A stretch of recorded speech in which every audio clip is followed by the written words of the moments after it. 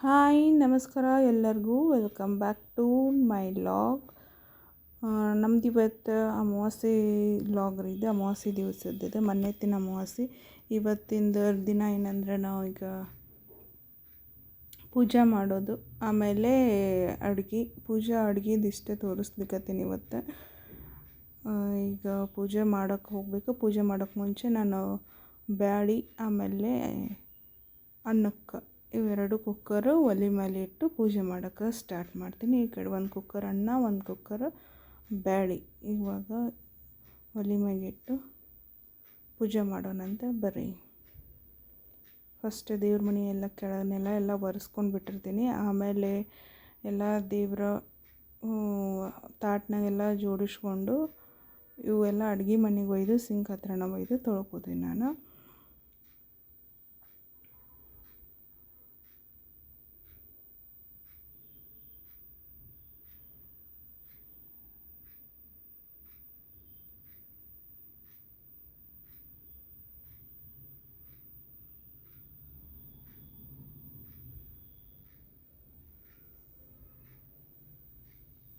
ಒಂದು ಒರೆಸೋದು ಒಂದು ಕಡ್ಡಿ ವಸ್ತ್ರ ಬೇರೆ ಇರ್ತದೆ. ಒಂದು ಕಡ್ಡಿ ವಸ್ತ್ರ ಹಸಿ ಮಾಡಿಕೊಂಡು ಗೋಡೆ ಮ್ಯಾಗಿರೋ ಫೋಟೋಸ್, ಟೈಲ್ಸ್ ಅವೆಲ್ಲನೂ ಕ್ಲೀನ್ ಮಾಡ್ಕೋತೀನಿ. ಆಮೇಲೆ ಜಗಲಿ ಕಟ್ಟಿ ಎಲ್ಲ ಪೂರ ಕ್ಲೀನ್ ಮಾಡ್ಕೋತೀನಿ. ಕ್ಲೀನ್ ಮಾಡಿಕೊಂಡು ಬೇರೆದು ಇನ್ನೊಂದು ಮಡಿ ಕಡ್ಡಿ ವಸ್ತ್ರನ ಕಟ್ಟಿ ಮೇಲೆ ಹಾಸ್ತೇನೆ. ಇದಿಷ್ಟು ರೆಡಿ ಮಾಡಿಟ್ಟು ಆಮೇಲೆ ನಾನು ಉಳಿದಿದ್ದು ದೇವರ ಎಲ್ಲ ತೊಳಿಬೇಕಂತ ಹೇಳಿ ಎಲ್ಲ ಅಡುಗೆ ಮನೆಗೆ ಬಂದೇನೆ.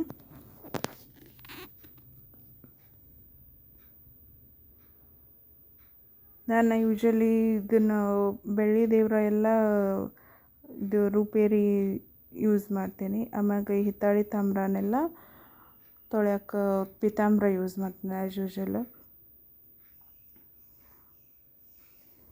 ಇದು ರೂಪೇರಿದೇನಂದ್ರೆ ಕ್ಲೀನ್ ಆಗ್ತಾವೆ. ನಮ್ಮ ಇನ್ನು ರೆಗ್ಯುಲರಾಗಿ ಅವಾಗವಾಗ ಕ್ಲೀನ್ ಮಾಡ್ತಿರ್ತೀವಿ, ಅಷ್ಟೇನು ಇದಾಗಿರೋದಿಲ್ಲ.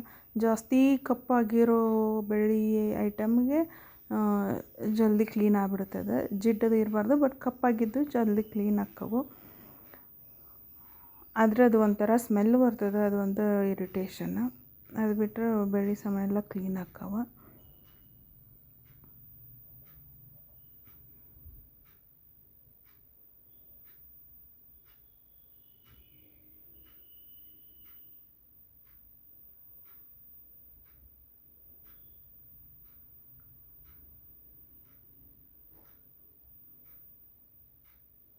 ಅದನ್ನು ಕ್ಲೀನ್ ಮಾಡೋಕ್ಕೆ ಒಂದು ಸಣ್ಣ ಕಾಟನ್ ಕ್ಲಾತು ಇಲ್ಲ ಅಂದ್ರೆ ಹತ್ತಿನ ಇಟ್ಕೋಬೇಕು. ಅದ್ರೊಳಗೆ ಅದನ್ನು ಲಿಕ್ವಿಡ್ ಹಾಕಿ ಅದರಲ್ಲೇ ಕ್ಲೀನ್ ಮಾಡ್ಕೋಬೇಕು ನಾವು.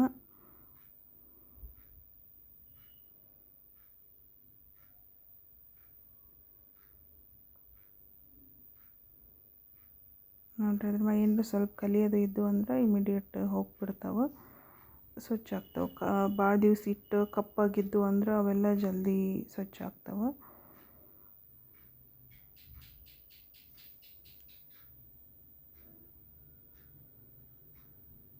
ನಾನು ಇದನ್ನು ಡೈರೆಕ್ಟ್ ಇದೆಷ್ಟು ತೊಳೆದು ಹಂಗೆ ಬಿಡೋಂಗಿಲ್ಲ. ಇದನ್ನು ಮಾಡಿದ ತಕ್ಷಣ ಇಮಿಡಿಯೇಟ್ ನೀರಿಗೆ ಹಿಡಿದು ತೊಳೆದು ಬಿಡಬೇಕಿಲ್ಲ. ಭಾಳ ಹೊತ್ತನ ಬಿಟ್ಟರೆ ಮತ್ತೆ ಕಲಿ ಆಗಕ್ಕೆ ಸ್ಟಾರ್ಟ್ ಆಗ್ತೈತೆ ಅದರದ್ದು. ಅದನ್ನು ನಾನು ಸೋಪಿಂದ ತೊಳಿತೀನಿ. ಹೊಳ್ಳಿ ಮತ್ತು ಬೆಳ್ಳಿ ಪಾತ್ರೆ ಅವನ್ನೆಲ್ಲ ಸೋಪಿಂದ ಹೊಳ್ಳಿ ಕ್ಲೀನ್ ಮಾಡ್ತೀನಿ, ಇಲ್ಲಾಂದ್ರೆ ಅದ್ರ ಸ್ಮೆಲ್ ಹೋಗೋದಿಲ್ಲ ಅದು. ಇದು ನೋಡಿರಿ, ಇದು ಬ್ಲ್ಯಾಕ್ ಪಾಲಿಷ್ ಇರೋದೇ ಇದು ಪೂರ್ತಿ ಏನು ಬೆಳ್ಳಗಾಗೋದಿಲ್ಲ, ಅದು ಬ್ಲ್ಯಾಕ್ ಪಾಲಿಷ್ ಇರ್ತದೆ ಹಂಗೆ. ಆದರೆ ಸ್ವಚ್ಛ ಆಗ್ತಾವಲ್ಲ ಮೂರ್ತಿ ಸಣ್ಣಗೆ, ಇವೆಲ್ಲ ಸಣ್ಣದೆಲ್ಲ ಸ್ವಚ್ಛ ಆಗ್ತಾವೆ ಇದರಿಂದ.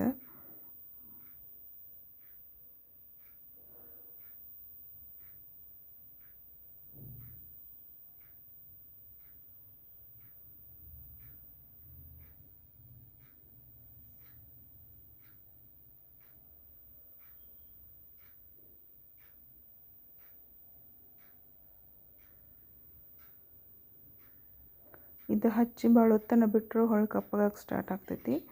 ಅದನ್ನು ಇಮಿಡಿಯೇಟ್ ನಾವು ನೀರಿಗೆ ಹಿಡಿದು ಬಿಡಬೇಕು. ಇಲ್ಲ ಒಂದು ಬುಟ್ಟಿ ಇಟ್ಕೊಂಡು, ನೀರಿನ ಬುಟ್ಟಿ ಇಟ್ಕೊಂಡು ನೀರಾಗ ಹಾಕ್ಕೊತ ಇರಬೇಕು, ಅದು ವಾಶ್ ಮಾಡಿದಂಗೆಲ್ಲ.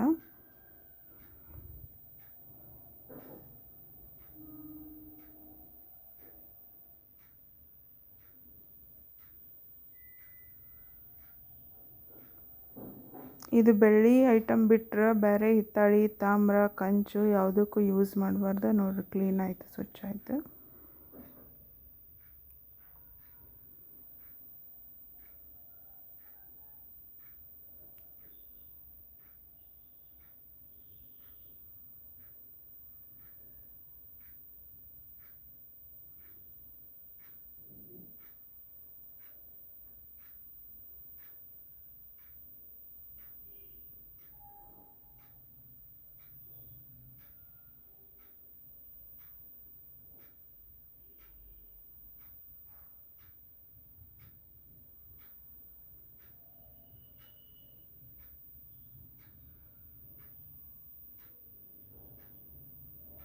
ನನಗೆ ಎಲ್ಲ ದೇವ್ರ ತೊಗೊಂಡು ದೇವ್ರ ಮನೆಗೆ ಬಂದೆ.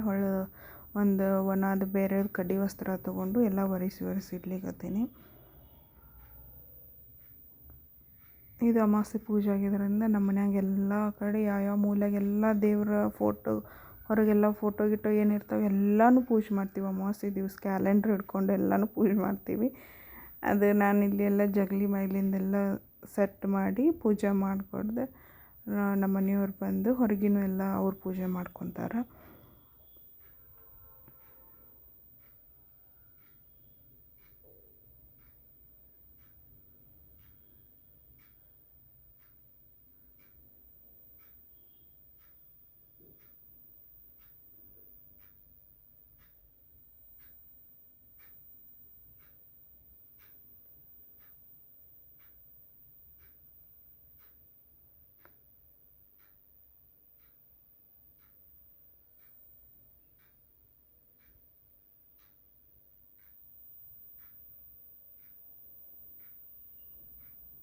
ಇದೆಲ್ಲ ಒರೆಸ್ಕೊಂಡು ಹಂಗಿತ್ತು ಹಂಗೆಲ್ಲ ನೀಟಾಗಿ ಸೆಟ್ ಮಾಡಿಕೊಂಡೆ. ಇವಾಗ ದೀಪ ಹಚ್ಚಿ, ನಾನು ವಿಭೂತಿ ಬಳಸಂಗಿಲ್ಲ ದೇವ್ರ ಪೂಜೆಗೆ. ಗಂಧ ಬರ್ತದೆ, ಗಂಧ ಬಳಸ್ತೀನಿ. ಗಂಧ ಕುಂಕುಮ ಅಷ್ಟೇ ಹಚ್ತೀವಿ, ವಿಭೂತಿ ಹಚ್ಚಂಗಿಲ್ಲ ದೇವ್ರಿಗೆ. ಅದು ಗಂಧ ಅಂದ್ರೆ ರೆಡಿಮೇಡ್ ಗಂಧದ ಪುಡಿ ಸಿಗ್ತದೆ, ಅದರ ಹೆಸರು ಗೊತ್ತಿಲ್ಲ ನನಗೂ. ಈ ಥರ ಡಬ್ಬಿ ಸಿಗ್ತದೆ, 30 ರೂಪಾಯಿ 50 ರೂಪಾಯಿ 100 ರೂಪಾಯಿ ಅಂತೆಲ್ಲ ಸಿಗ್ತದೆ. ಇದನ್ನು ಜಸ್ಟ್ ನೀರು ಹಾಕಿ ಕಲಸಿ ಹಚ್ಚೋದು. ಇದಕ್ಕೇನಂದ್ರೆ ಮೇಲೆ ಹೊಳ್ಳಿ ಕುಂಕುಮ ಹಚ್ತೀವಲ್ಲ, ಕುಂಕುಮ ನೀಟಾಗಿ ಕೂತ್ಕೋತದೆ ಇದಕ್ಕೆ, ಅದಷ್ಟೇ.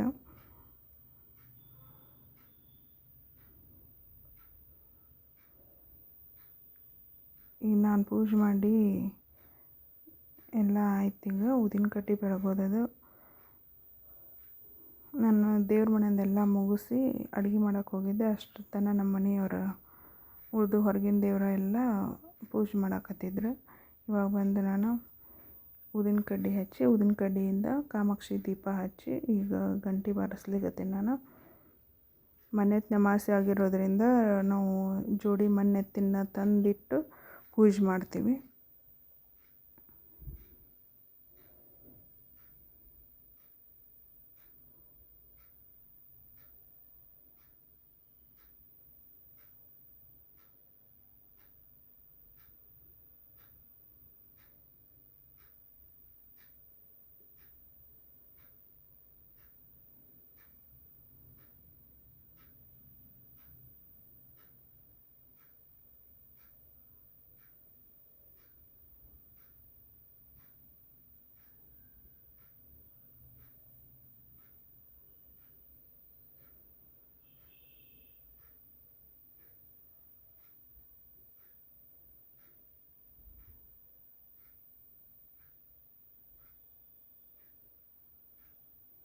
ಈಗೆಲ್ಲ ಹೊರಗೆಲ್ಲ ಊದಿನ ಕಡ್ಡಿ ಬೆಳ್ಕೊಂಡು ಬಂದಿದ್ದೈತಿ. ಇದು ಧೂಪದ ಬತ್ತಿ ಅದ. ಇದು ಧೂಪದ ಬತ್ತಿ ಅಷ್ಟು ಹಚ್ಚಿ ಬೆಳಗ್ಗೆ ಇಲ್ಲಿ ಒಳಗೆ ಇಡ್ತೀನಿ ಇದನ್ನು.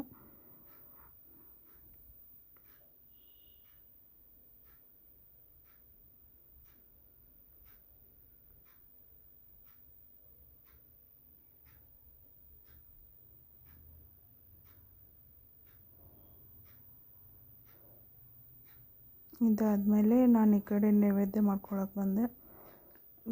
ರೈಸ್ ಆಗಿತ್ತು. ಆಮೇಲೆ ನಾನು ಇವತ್ತು ಅಡುಗೆ ಸಿಂಪಲ್ ಅಡುಗೆ ಮಾಡಿದ್ದೆ. ಚಪಾತಿ ಪಲ್ಯನೂ ಏನೂ ಮಾಡೋಕ್ಕೆ ಹೋಗಿರಲಿಲ್ಲ. ಅನ್ನ ಇದು ಬೇಳೆ ಪಾಯಸ ಅಂತೀವಿ, ಬೆಲ್ಲದ ಬೇಳೆ ಅಂತೀವಿ, ಹಯಗ್ರೀವ ಅಂತೀವಿ. ಇದು ಮಾಡ್ಕೊಂಡಿದ್ದೆ. ಇದು ಮಾಡಿ ಸಾಂಬಾರು ಮತ್ತು ಕೋಸಂಬರಿ ಮಾಡಿದ್ದೆ. ಇಷ್ಟೇ ಇವತ್ತಿಂದ ಅಡುಗೆ.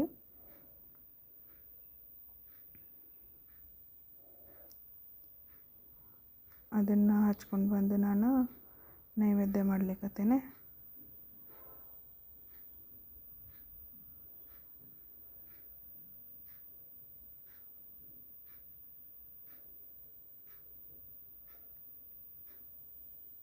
ನಮ್ಮ ಮನ್ಯಾಗ ನಾವು ಈ ಥರ ಪೂಜೆ ಮಾಡ್ತೀವಿ. ನೀವು ಯಾವ ಥರ ಪೂಜೆ ಮಾಡ್ತೀರಿ ಅಂತ ಹೇಳ್ರಿ. ಅಮಾವಾಸ್ಯೆ ದಿವಸ ಸ್ವಲ್ಪ ಜಾಸ್ತಿ ಇರ್ತದೆ ಪೂಜೆ, ಉಳಿದ ದಿನ ನಾರ್ಮಲಾಗಿ ಮಾಡ್ತಿರ್ತೀವಿ.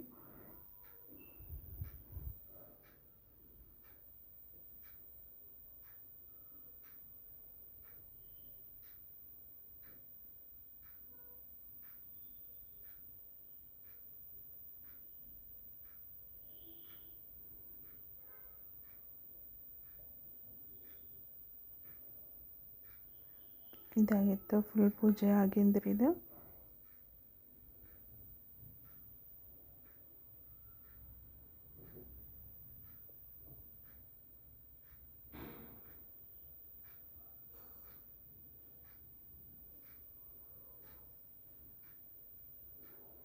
ಇದು ಲಾಸ್ಟಲ್ಲಿ ಬರೋ ಫೋಟೋದು ನಮ್ಮ ಮನೆ ದೇವ್ರ ಫೋಟೋ ಅದು.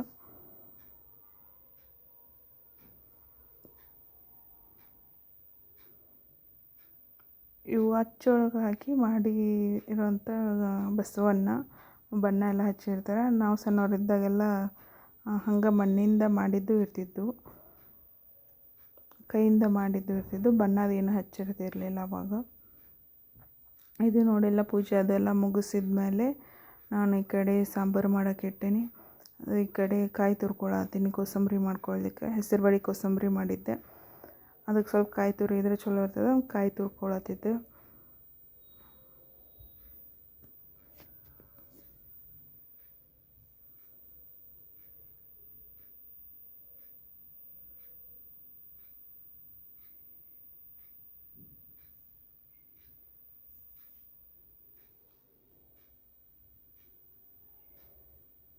ಈ ಕಡೆ ಸಾಂಬಾರಾಗಿದೆ ನೋಡಿರಿ, ಕೊತ ಕೊತ ಕೊತ ಕುದಿಯತ್ತದ ಸಾಂಬಾರು.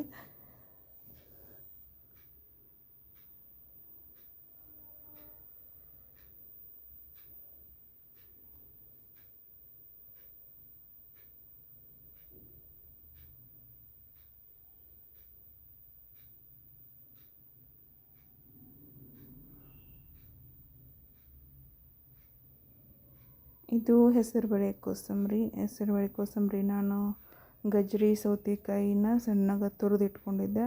ಆಮೇಲೆ ಹೆಸರುಬೇಳೆ ಹಾಕಿದ್ದೆ ಸಾಕಷ್ಟು. ಅದು ಒಂದು 2 ಟೊಮೆಟೊ ಹೆಚ್ಚು ಹಾಕಿದ್ದೆ. ಅದಕ್ಕೆ ನಾನು ಕಾಯಿ ತುರಿ ಮತ್ತು ಕೊತ್ತಂಬರಿ ಅದನ್ನು ಸೇರಿಸ್ಕೊಳತ್ತೀನಿ ಈಗ. ಇದು ನಾವು ಈಗ ಡೈಲಿ ಸ್ವಲ್ಪ ಹೆಲ್ತ್ ಕಾನ್ಷಿಯಸ್ ಆಗಿ ಸ್ವಲ್ಪ ವೆಯ್ಟ್ ಲಾಸ್ ಮಾಡಬೇಕಂತೇಳಿ ಈ ಥರ ಕೋಸಂಬರಿ ಸಲಾಡ್ ಕೋಸಂಬರಿ ಎಲ್ಲ ಒಂದು ಈ ಥರದ್ದು ಡೈಲಿ ಏನೋ ನಾವು ಬೆಳಗ್ಗೆ ಮಾಡಿದ್ರೆ ಅದ್ರ ಜೊತೆ ಈ ಥರ ಸಲಾಡ್ಸ್ ಇದ್ದೇ ಇರ್ತೈತಿ. ಇದಕ್ಕೆ ನಾನು ಹಸಿಮೆಣ್ಸಿನ್ಕಾಯಿ ಹಾಕೋತಿರ್ತೀವಿ ಯೂಶ್ವಲಿ. ನಾನು ಹಸಿಮೆಣಸಿನ್ಕಾಯಿ ಈಗ ಸಲಾಡ್ಗೆ ಬಳಸತ್ತಿಲ್ಲ, ಚಿಲ್ಲಿ ಫ್ಲೇಕ್ಸ್ ಮಾಡಿಟ್ಟಿರ್ತೀನಿ, ಚಿಲ್ಲಿ ಫ್ಲೇಕ್ಸ್ ಬಳಸಾಕತ್ತೀನಿ. ಆಮೇಲೆ ಸ್ವಲ್ಪ ರುಚಿ ಹಾಕ್ಕೊಳ್ತೀನಿ. ಇದೇ ಒಂದು ಅರ್ಧ ಊಟ ಇದ್ದಂಗೆ ರೀ ನಮ್ಮದು.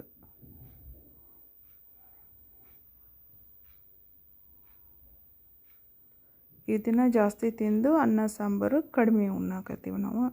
ಚಪಾತಿ ಕಡಿಮೆ ತಿಂತೀವಿ, ಪಲ್ಯಗಳು ಜಾಸ್ತಿ ತಿಂತೀವಿ, ಕೋಸಂಬರಿ ಸಲಾಡು ಎಲ್ಲ ಜಾಸ್ತಿ ತಿಂತೀವಿ. ರೈಸ್ ಕಡಿಮೆ ಮಾಡೀವಿ, ಅದಕ್ಕೆ ಇಷ್ಟುಕೊಂಡು ಕೋಸಂಬರಿ ಆಗ್ಯದಿದೆ.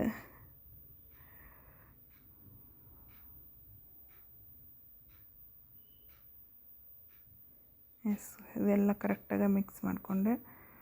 ಇದಾಗಿತ್ತು ಇವತ್ತಿಂದ ನಮ್ಮ ಕೋಸಂಬರಿ ರೆಸಿಪಿ. ಫೈನಲ್ಲಾಗಿ ನಮ್ಮದು ಊಟ ರೆಡಿ ಆಯಿತು. ಇದಾಗಿತ್ತು ಇವತ್ತಿನ ನಮ್ಮ ಊಟ ಮತ್ತು ನಮ್ಮದು ಇವತ್ತಿನ ಲಾಗು. ಯಾರಿಗೆಲ್ಲ ಇಷ್ಟ ಆಗಿದ್ರೆ ಪ್ಲೀಸ್ ಲೈಕ್ ಮಾಡಿರಿ, ಶೇರ್ ಮಾಡಿರಿ. Thank you so much. ಇನ್ನೊಂದು ಲಾಗಲ್ಲಿ ಸಿಗೋಣ. ಬಾಯ್.